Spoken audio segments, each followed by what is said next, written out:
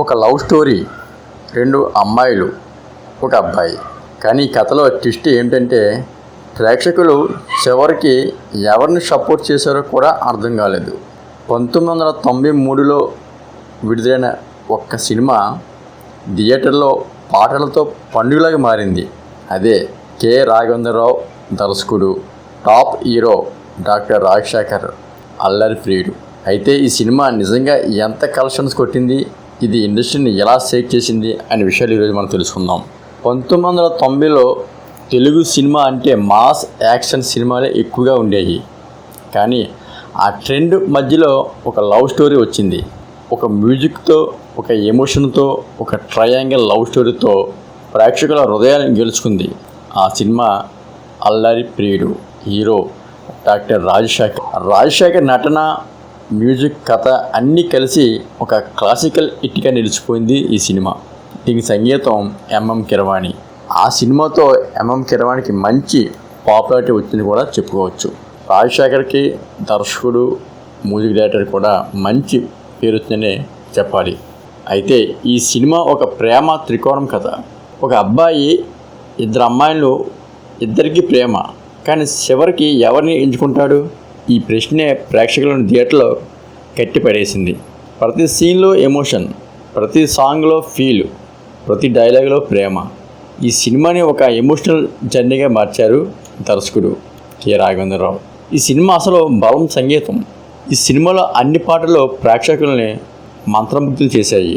ఆ విధంగా కంపోజ్ చేశారు ఎంఎం కీరవాణి. ఈ పాటలు అప్పట్లో ప్రతి ఇంట్లోనే వినిపించేవి. అప్పట్లో క్యాసెట్లు ఉండేవి, రేడియో, టీవీ, ఎక్కడ చూసినా ఈ పాటలే. అయితే ఆడియన్స్ క్రేజ్ ఎలా ఉండేదంటే సినిమా విడుదలైన తర్వాత థియేటర్లో ఫుల్ క్రౌడ్, ఫ్యామిలీ ఆడియన్స్ ఎక్కువగా వచ్చేవారు. యూత్ ఈ సినిమాను రిపీట్గా చూసేవారు. ముఖ్యంగా లవ్ స్టోరీ కావడంతో ఈ సినిమా యూత్లో సూపర్ హిట్ అయిందని చెప్పాలి. ఇప్పుడు అసలు విషయం ఏంటంటే కలెక్షన్స్. 1993లో మార్కెట్ చిన్నదైనా ఈ సినిమా భారీ వసూలు సాధించింది. ఆంధ్ర, తెలంగాణ ప్రాంతంలో దాదాపు 8 కోట్ల పైన ఇది రాబట్టింది. ఇది ఎప్పుడు 1993లోనే. కర్ణాటక, తమిళనాడు అయితే దాదాపు 2 కోట్ల పైనే.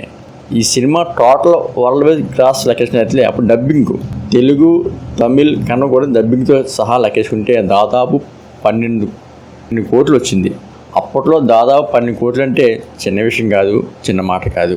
ఆ కాలంలో 10 కోట్లు దాటడం అంటే చాలా పెద్ద విశేషం. ఈ సినిమా రాజశేఖర్ కెరీర్లో ఒక పెద్ద మైలురాయిని కూడా చెప్పుకోవచ్చు. సంగీత సినిమా నెక్స్ట్ లెవెల్ తీసుకెళ్ళింది. ప్రేక్షకులు కథలో పూర్తిగా లీలమయ్యేవారు. కె. రాఘవేంద్రన్ గారి, ఎంఎం కీరవాణి వారు ఇచ్చిన మ్యూజిక్లు అద్భుతం అని చెప్పాలి. సినిమా తగ్గట్టు, కథకు తగ్గట్టు నటన రాజశేఖర్ నటించారని కూడా చెప్పుకోవాలి. ఈ సినిమా కేవలం లవ్ స్టోరీ కాదు, ఒక భావోద్వేగమైన ప్రయాణం. ప్రతి ప్రేక్షకుడు తన లవ్ స్టోరీని ఈ సినిమాలో చూసుకున్నాడు. అందుకే కాబోలు సినిమా అంత పెద్ద హిట్ అయింది. ఈ సినిమా తర్వాత లవ్ ట్రయాంగిల్ సినిమాలు చాలా వచ్చాయి, కానీ ఈ సినిమాలాగే ఈ సినిమా లేదు. మ్యూజికల్ హిట్స్ ట్రెండ్ మొదలైంది ఈ సినిమాతోనే. ఒక లవ్ సినిమాతో లవ్ సాంగ్స్ ట్రెండ్ మొదలైంది. కేవలం అల్లరిపీడి సినిమాతోనే లవ్ సాంగ్స్ ఎక్కువ ట్రెండ్ అయ్యాయి. ఫ్యామిలీ ఆడియన్స్ కూడా థియేటర్ రావడం మరింతగా ఇది చెప్పుకోవచ్చు. ఈరోజు కూడా 90s బెస్ట్ లవ్ స్టోరీలో ఒకటిగా అల్లరిపీడు నిలిచిందంటే చిన్న విషయం కాదు. ఆ స్థానం సినిమాకు ఉంది. ఒక మంచి కథ, మంచి సంగీతం, మంచి నటన ఇవి కలిస్తే సినిమా ఎలా క్లాసికల్ అవుతుందో చూపించింది అల్లరిప్రియుడు. ఇక మీకు ఈ సినిమాలో లవ్ స్టోరీ నచ్చిందా? ఈ సినిమా చూసినప్పుడు మీ లవ్ స్టోరీ కూడా గుర్తుకొచ్చిందా? కామెంట్లు తెలియజేయండి.